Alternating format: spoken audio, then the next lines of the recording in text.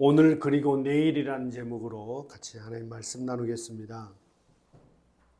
항상 기뻐하라, 쉬지 말고 기도하라, 범사에 감사하라. 이것이 그리스도 예수 안에서 너희를 향하신 하나님의 뜻이다. 제가 저번 주에 어떤 교회를 갔는데 교회 앞에 강백상 옆에 현수막으로 크게 이렇게 이 성구 말씀이 쓰여져 있더라고요. 정말 교회나 우리 교회를 다니는 성도들 참 좋아하는 성경 구절이고 이 말씀대로 다 살고 싶어 예를 쓰고 있다라고 하는 것을 우리는 알 수 있습니다. 저는 이 말씀을 좀 새롭게 오늘 해석하면서 여러분과 함께 은혜를 나누고 싶습니다. 먼저 항상 기뻐하라, 쉬지 말고 기도하라, 범사에 감사하라. 이것이 그리스도 예수 안에서 너희를 향하신 하나님의 뜻이니라. 이 부분을 같이 한번 따라해 주시면 감사하겠습니다. 오늘을 살라, 오늘을 살라 이렇게 해석해 보고 뜻을 정해 봤습니다. 지금의 나를 그대로 긍정한다.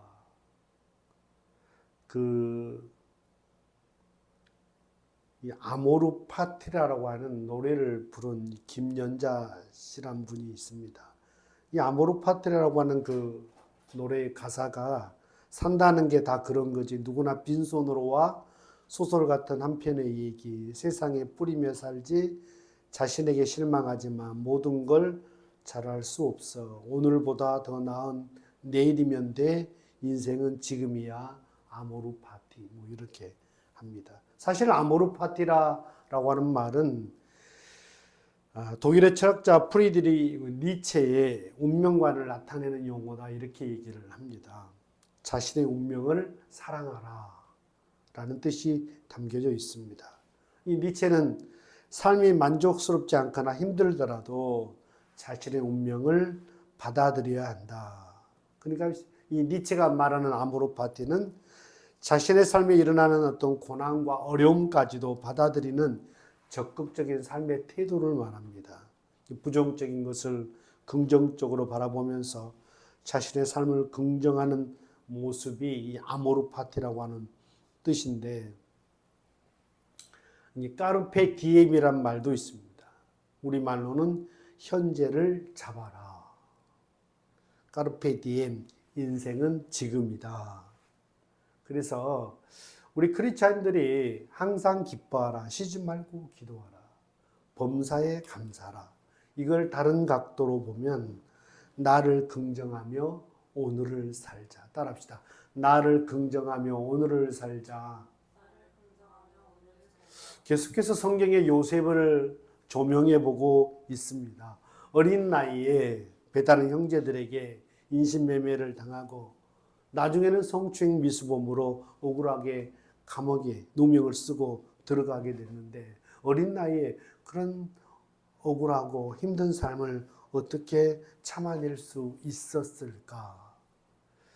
정말 이 요셉은 과거를 산 것이 아니고 오늘을 살고 오늘 하나님이 함께 하심을 그가 경험한 형통의 사람이었다.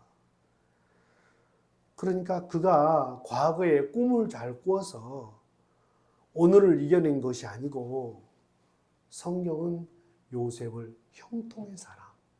우리는 만사형통 뭐 그래서 하는 모든 일이 다 잘 되고 많이 누리고 높은 자리에 오르고 많은 사람에게 칭송을 받는 것만을 형통이라고 생각할 수 있는데 성경에서 요셉을 얘기할 때 이 형통은 또 다른 의미로 자꾸 얘기를 합니다.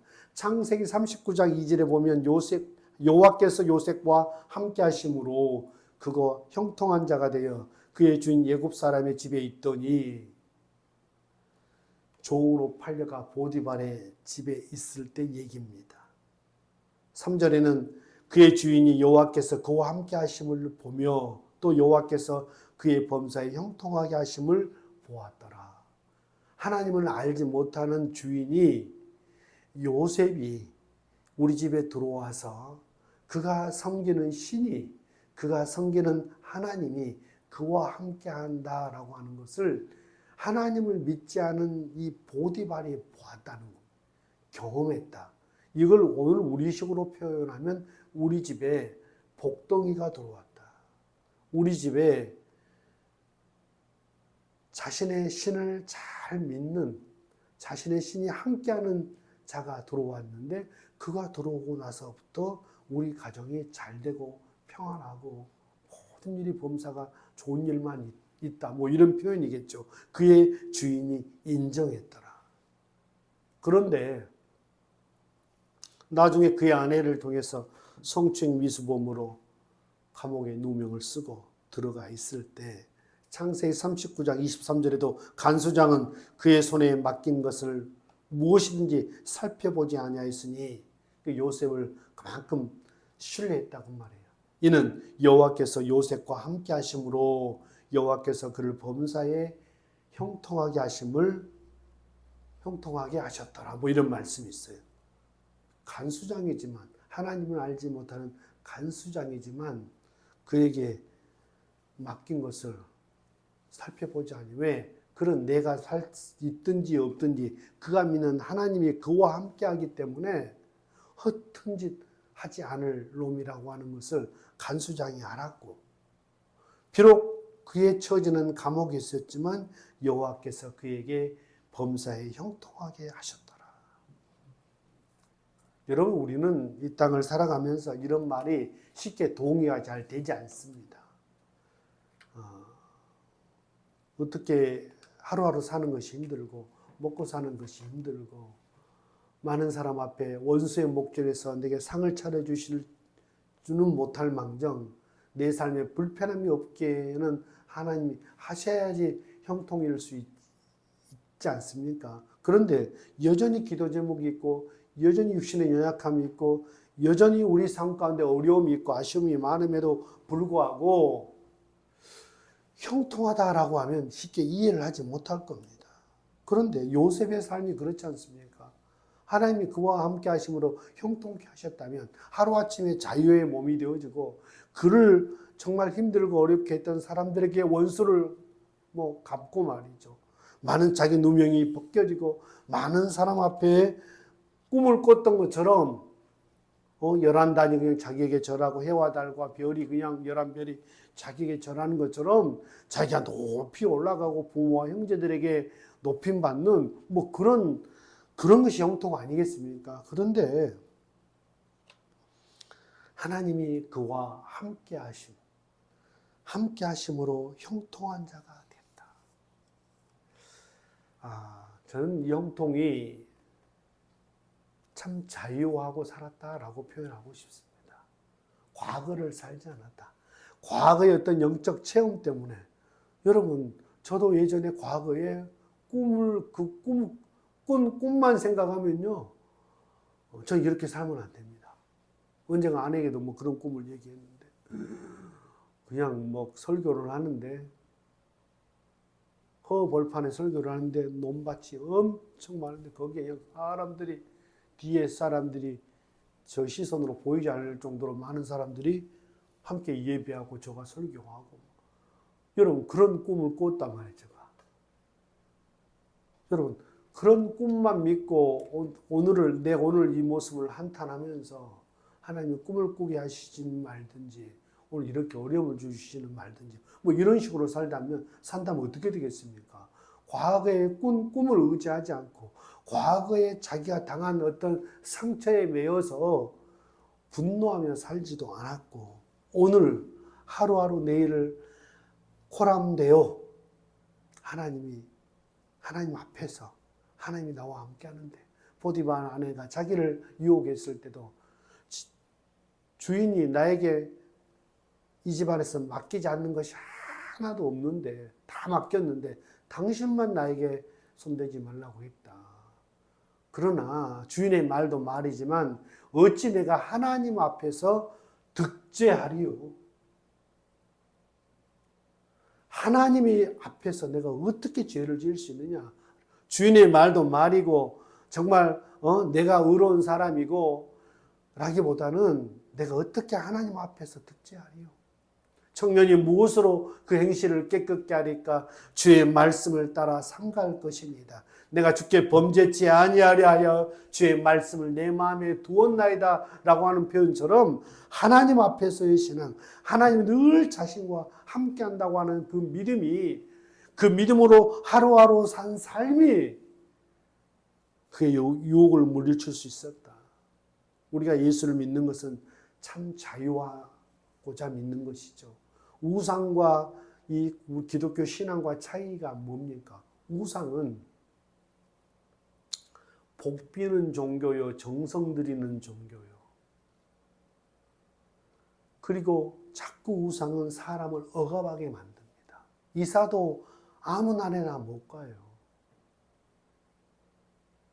쉽게 뭘 바꾸는 것도, 물건도 쉽게 옮기는 것도 쉽게 하지 못합니다. 자꾸 인간을 억압을 해요. 억압을 해요. 자유를 자꾸 빼앗아가요. 그래서 자꾸 인간을 가스라이팅 시키고 자꾸 거기에서 매이게 만들고 종이 되게 만드는 것이, 그래서 그것이 우상이라고 하지만 우리가 믿는 하나님은 우리를 진리가 알지니 진리 너희를 자유케 하리라. 할렐루야. 주님 우리에게 참 자유를 주시는 분이에요. 과거의 죄와 상처와 아픈 말과 모진 어떤 말에서 자유, 어떤 과거의 어떤 율법적인 정죄, 억압으로부터 자유. 옛사람은 지나갔으니 보라 새 것이 되었도다 이렇게 말씀합니다. 우리가 과거에 매여 살 이유가 전혀 없습니다. 할렐루야. 우리가 당신 나는 새 사람이 됐다. 과거에 매여 살지 말자. 오늘을 살자. 오늘을 기뻐하며 오늘 감사하며 오늘 기도하면 살 일이에요. 오늘을 살면 되는 겁니다. 19절 20절 같이 한번 읽어보겠습니다. 19절 20절 시작. 성령을 소멸하지 말며 예언을 멸시하지 말고. 따라합시다. 내일로 미루지 말라. 내일로 미루지 말라. 우리가 사는 인생이 얼마나 될 것 같습니까? 앞으로 사람들이 막 오래 산다고 얘기하는데 성경 말씀이 인생이 70이요 강건하면 80이다 그랬는데, 인생 대부분 이 우리 육체의 기계를 한 70년 80년 돌리면 반드시 무리가 오게 되어지고 거의 한 80년 정도 쓰면 그 수명이 다하는 것 같습니다. 개중에는 체질적으로 건강하고 소식하고 무리하게 살지 않고, 그래서 이렇게 또 장수하는 사람도 있습니다. 그러나 보통 70이요 강건하면 80이라고 그랬는데 그 나이대 되면 많이 돌아가시곤 합니다. 아무리 세상이 뭐 앞으로 100살까지 산다, 120살까지 산다 그럽니다만 뭐 그렇게 평균 수명이 어느 정도는 올라갈 수 있겠죠. 그러나 우리가 모든 인생은 다 끝이 납니다. 그렇죠. 우리에게 미래가 있고 내일이 있습니다.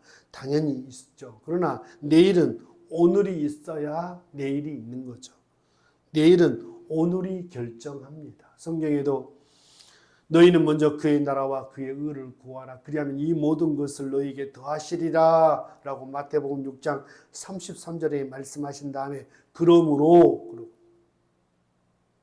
너희가 먼저 그의 나라와 그의 의를 구하고 살면 이 모든 것을 더해 줄 거다. 먼저 삶의 우선순위를 하나님께 두고 살아라.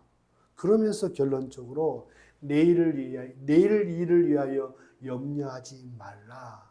내일 일은 내일이 염려할 것이요 한 날의 괴로움은 그날로 족하니라고 그랬습니다.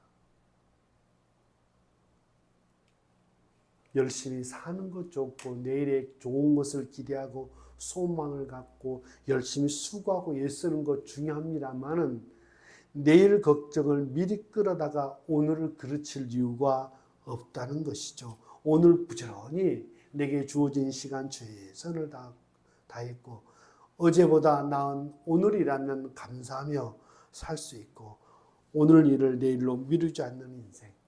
제가 인터넷에 어떤 글을 보니까 나중에 하려고 했는데 그 나중은 안 오더라. 뭐 이런 말이 있어요. 하루하루가 비슷해 보여도 다 다시 못 올 날이더라. 이런 얘기예요.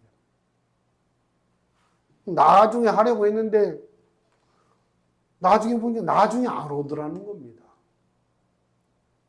그렇잖아요. 어쩔 때는 그 설교 부탁을 받고 기도하고 준비하다가 걱정이 많이 됐는가 막 꿈에 막 이렇게 애를 쓸 때가 있어요. 그런데 어떨 때는 뭐 꿈에 설교하다가 이렇게 어떤 설교 목사님들은 뭐 영감이라고 얘기하지만 어떤 아이디어가 영감이 떠오를 때가 있어요. 그래갖고 이거 나중에 일어나면 이제 이거 기록해 놨다가 써먹어야 되겠다. 인용을 해야 되겠다라고 하면 어쩔 때는 꿈을 깼을 때 기억이 안 날 때가 있어요. 그럼 정말 아쉽죠. 그게 뭐였더라 생각이 안 날 때 참 아쉽기도 하고 다시 뭐 잠을 자고 똑같은 꿈을 우리가 이어서 꿀 수도 없는 거잖아요. 성경에 오늘 본문에 보니까 성령을 소멸치 말며라고 하는 말씀이 있습니다. 예언을 멸치지 말라. 소멸치 말라. 우리 인간은 원죄로 말미암아 한번 타락한 존재입니다.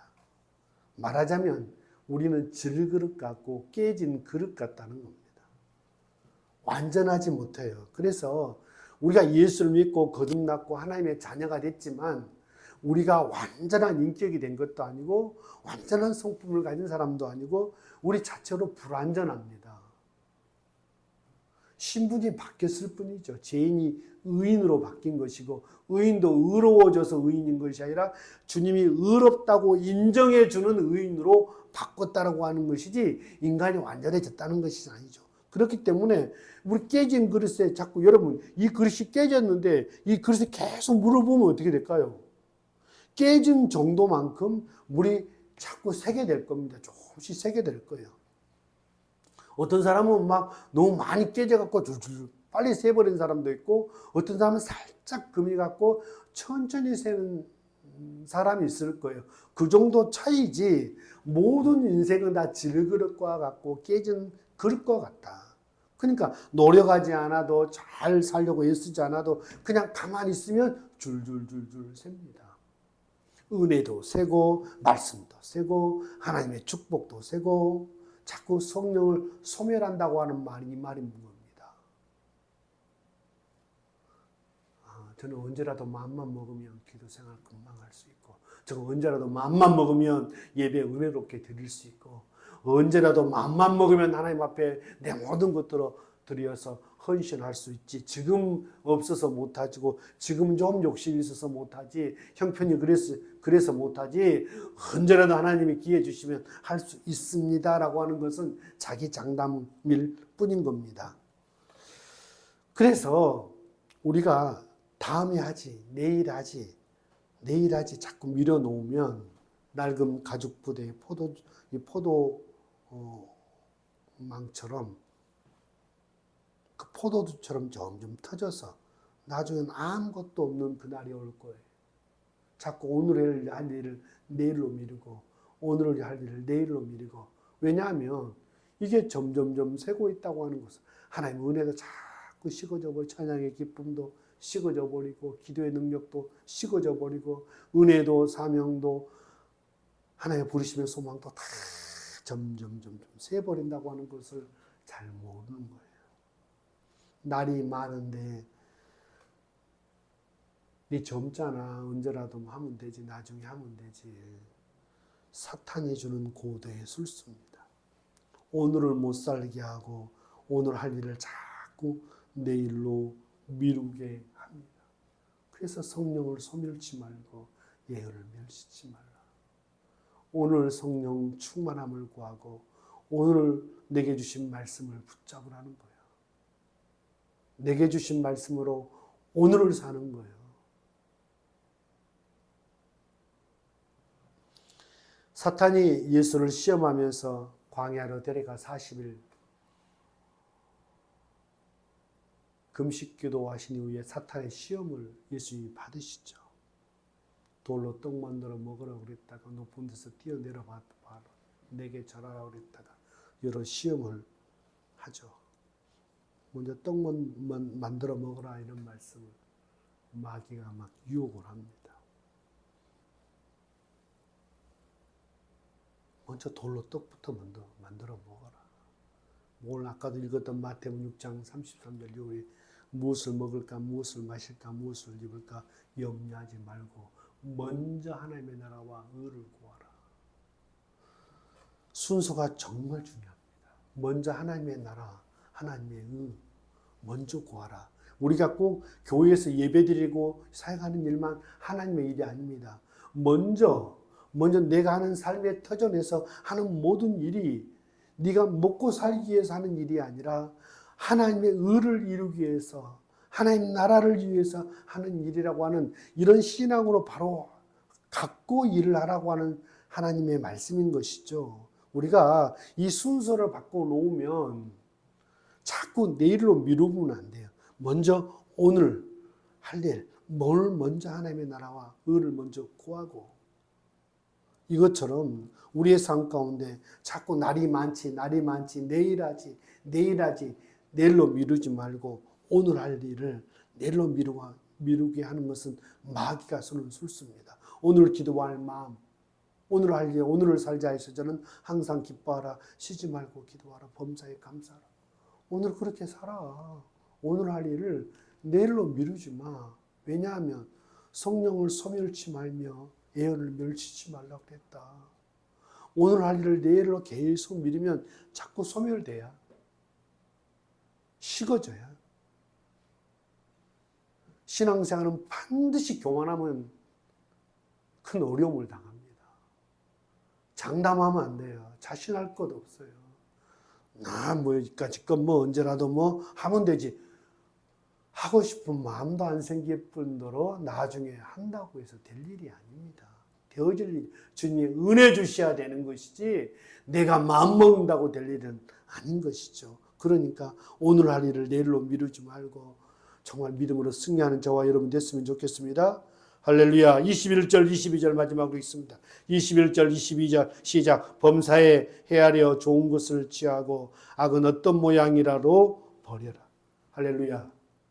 따라합시다. 사랑하며 살라. 사랑하며 살라. 제가 이제 세 가지를 얘기를 했습니다. 오늘을 살라. 내일로 미루지 말라. 사랑하며 살라. 하나님께서는 우리에게 자유의지를 주셨어요. 이게 참 복이죠. 정해진 운명을 더듬어 찾아가는 것이 신앙생활이 아니라 하나님께서 우리에게 자유의지를 주셨고 하고 싶은 마음도 소원함도 우리에게 주시고 내가 너와 함께 할게. 내가 너 도와줄게.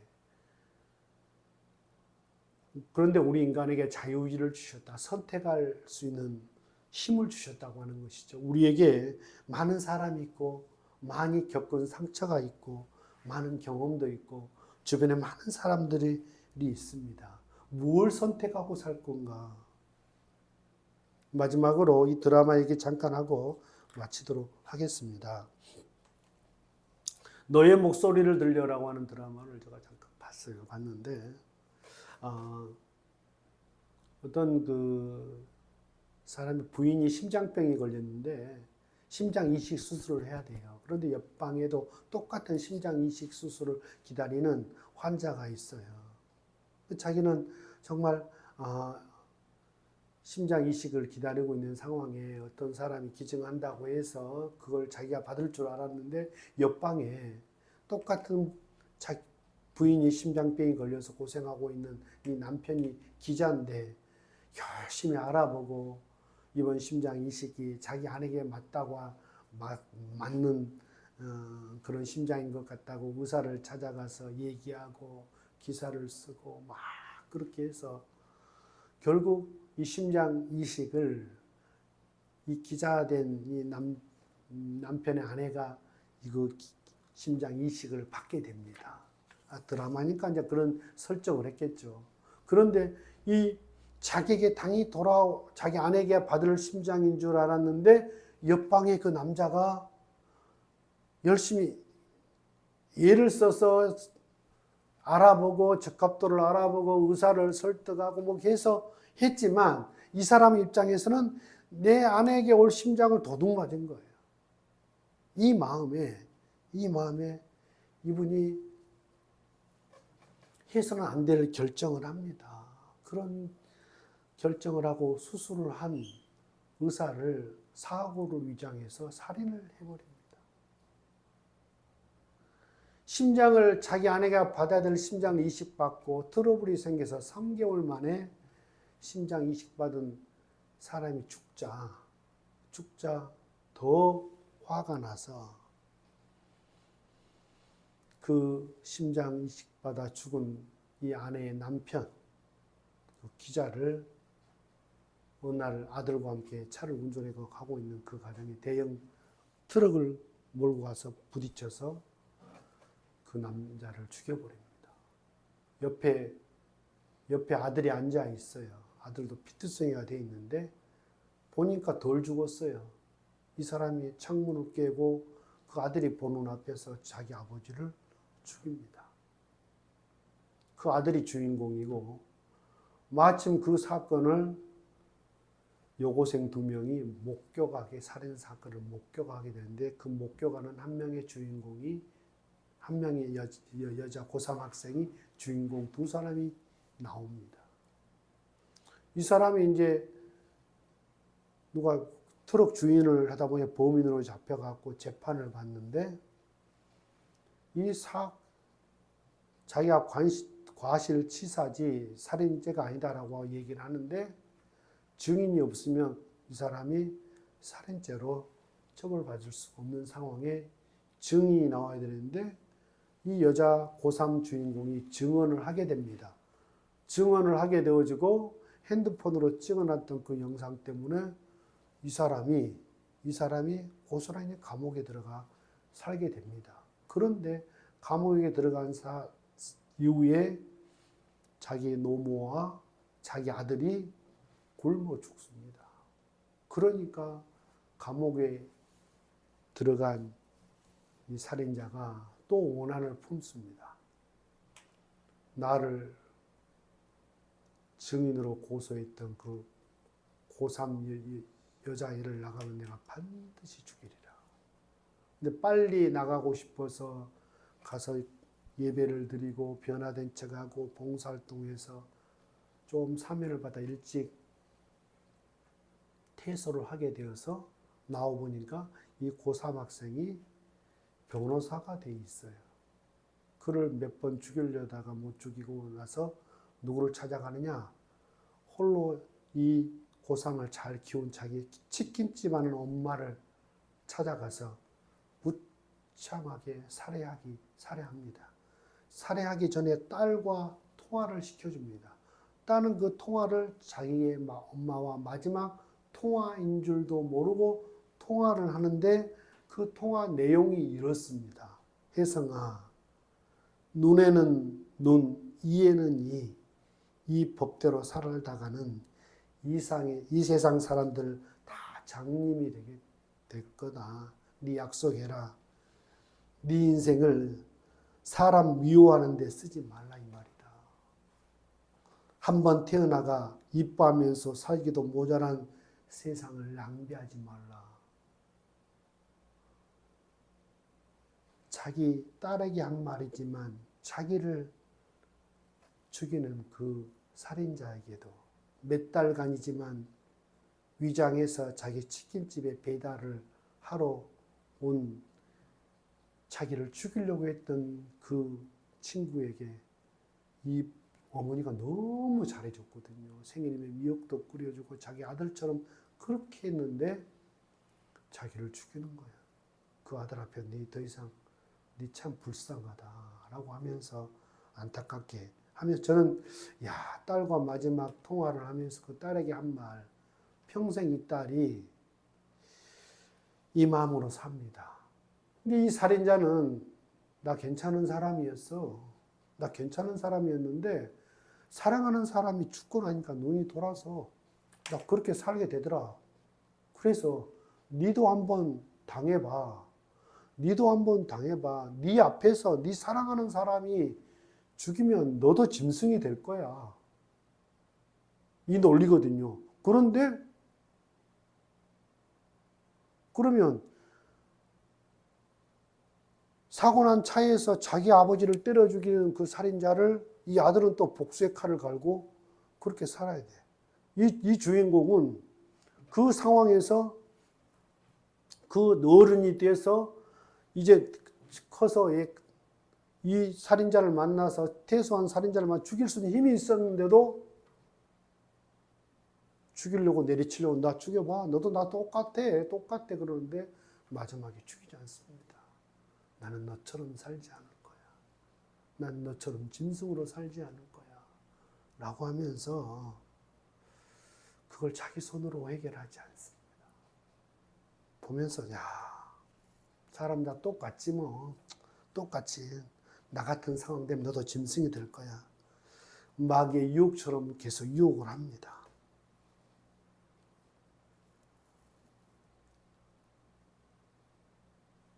그를 사랑하는 여자를 잡아서 감금해서 죽인 것처럼 위장을 하고 그 남자를 부릅니다. 내가 너 여자 죽였어. 죽여봐. 그런 상황을 만들었는데도 넘어가지 않아요. 누군가로 인해서 오늘 내가 이렇게 산다. 남 탓하면서 평생 우리 자신 앞에는 평생 자신의 잘못을 인정 안 하고 소중한 가족과 이웃을 잃어버린 사람도 있고 평생 남 탓하면서 자신을 보지 못하고 미워하고 원망하며 정말 안타깝고 불쌍한 사람도 있다. 우리는 우리의 연약함을 인정하고 남 탓하지 말고 내 연약함인 줄 알고 오늘을 살면 오늘을 살되 오늘 할 일을 내일로 미루지 말고 사랑하며 사는 것이 우리가 참 자유한 크리스찬의 삶이다 싶습니다. 창세기 50장 요셉의 얘기로 돌아가 마무리하도록 하겠습니다.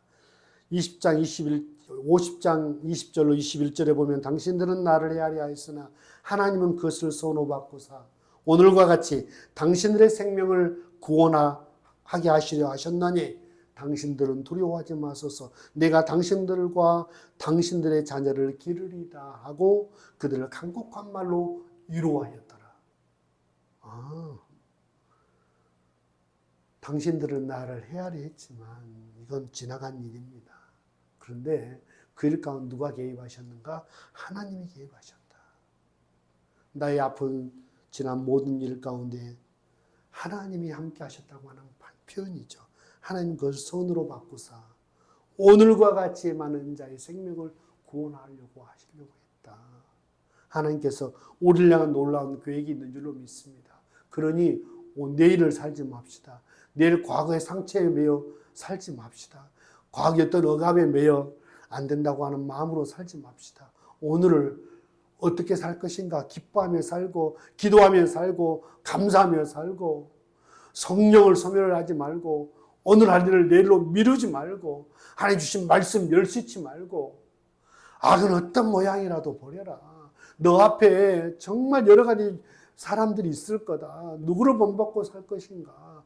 나 자기 잘못을 인정하지 않아서 끝까지 고집부리다가 가족도 떠나고 소중한 사람도 다 잃어버리는 그런 삶을 살 것인지 남 탓하면서 자기가 그런 상황에서 다 살인자가 되지 않은데 자기의 선택이었고 자기가 살인자였다고 하는 것을 인정하지 못하고 내가 이럴 수밖에 없었던 것은 당신 탓이다고 그런데 동일한 환경과 조건을 만들었는데도 그 사람은 자신처럼 짐승을 선택하며 살지 않더라는 것이죠.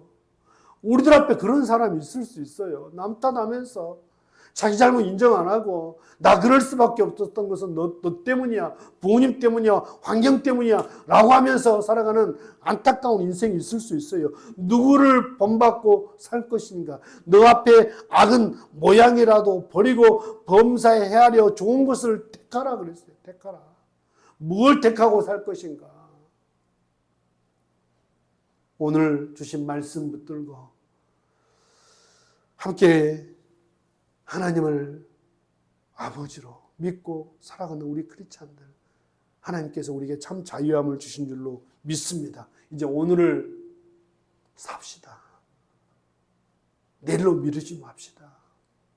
서로 사랑하며 삽시다. 하나님께서 우리 이런 삶을 기뻐해 주실 줄로 믿습니다. 기도하겠습니다. 하나님 아버지 감사합니다. 항상 기뻐하라. 쉬지 말고 기도하라. 범사에 감사하라.